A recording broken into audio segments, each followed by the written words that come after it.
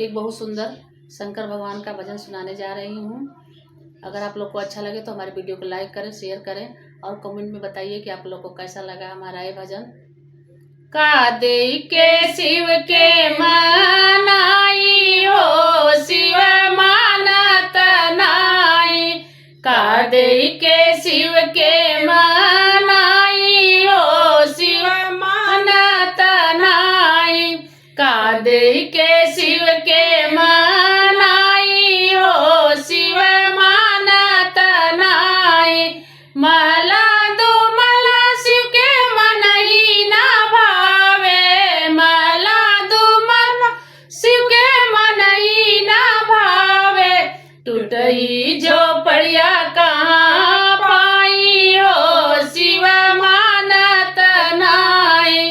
टूटई जो पड़िया कहाँ पाई हो, शिव मानत नाई। कादे के शिव के मनाई हो, शिव मानत नाई।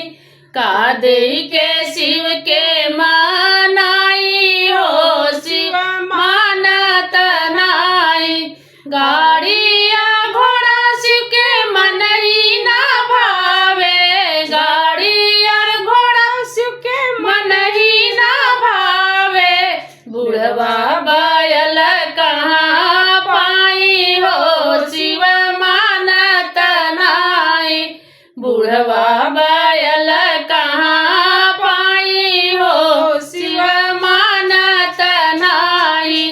कादे के शिव के मनाई हो, शिव मानत नाई। कादे के शिव के मनाई हो, शिव मानत नाई। पूरी मिठाई शिव के मन ही ना भावे, पूरी मिठाई शिव के मन ही ना भावे। भांगी के गोला कहाँ पाई हो, शिव मानत नाई। भांग धतूर कहाँ पाई हो, शिव मानत नाई। कादे के शिव के मनाई हो, शिव मानत नाई। कादे के शिव के मनाई हो, शिव मानत नाई। साला दो साला शिव के मन ही ना भावे, साला दो साला शिव के मन ही ना भावे। मेरी गाय के छाल कहाँ पाई हो, शिव मानत नाई। मेरी गाय के छाल कहाँ पाई हो, शिव मानत नाई। कादे के शिव के मनाई हो, शिव मानत नाई। कादे के शिव के मनाई हो, शिव मानत नाई। कादे के शिव के मनाई हो, शिव मानत नाई। रोरिया चंदन शिव के मन ही ना भावे, रोरिया चंदन शिव के मन ही ना भावे।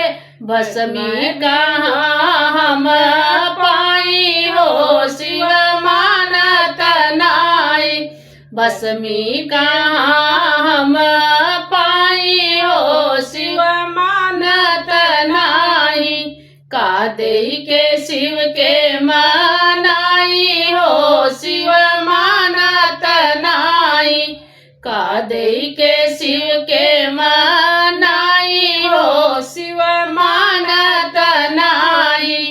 अगर हमारा ये गाना अच्छा लगे तो आप लोग लाइक कीजिएगा और कमेंट में ज़रूर बताइएगा कि आप लोग को कैसा लगा हमारा ये गाना।